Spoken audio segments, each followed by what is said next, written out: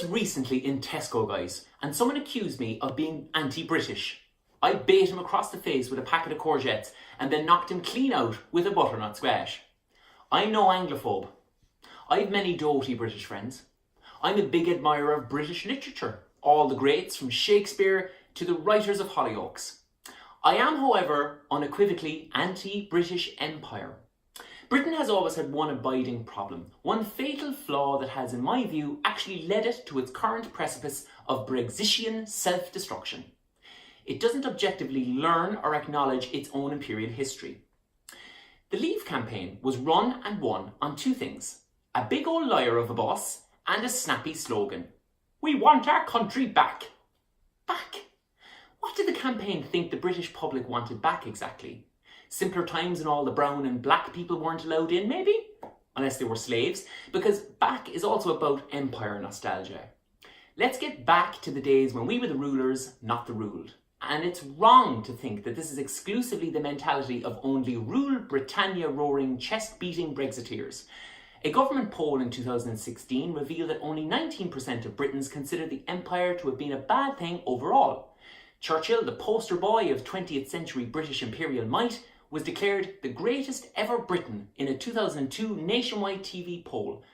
But would the average Brit really want the empire back if they actually learned about it objectively? Would they still lose their shit over Churchill? He, who oversaw one of the worst famines the world has ever seen in Bengal, India 1943, who consciously diverted food away from the 4 million who would ultimately die of starvation, and who, believe it or not, showed no remorse for these actions. And I quote, "I hate Indians. They are a beastly people with a beastly religion. The famine was their own fault for breeding like rabbits." Guys, are you telling me that's your greatest ever Brit? Would you not have gone for Noel Edmonds or something? Would they want back the glory days of the gold mining expeditions, particularly the Second Boer War, when Britain used concentration camps to deal with Boer civilians and at least 26,000 women and children perished? Interesting that your average Brit knows all about Auschwitz, but knows little of the British concentration camps which inspired the Nazis. The British gave birth to this idea, said Hitler.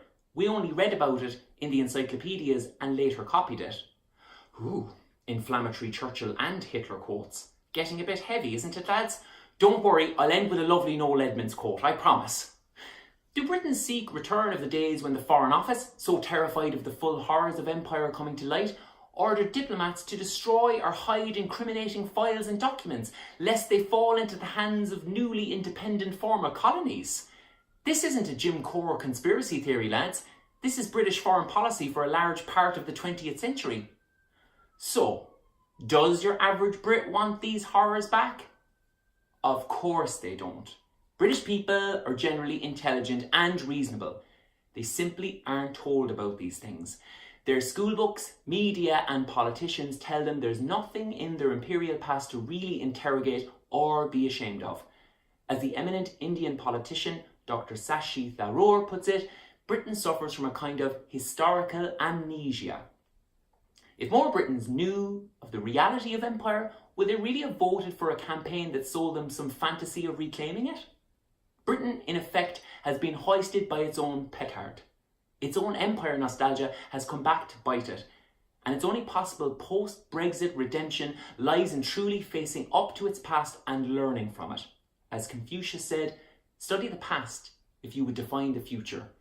Or as Noel Edmonds mysteriously once said, don't you know about orbs? Orbs are little bundles of positive energy. I've got lots of photos of me at home with my orbs. So, you know. Come out, you black and tans, come out and fight me like a man. Show your wife how you won medals down.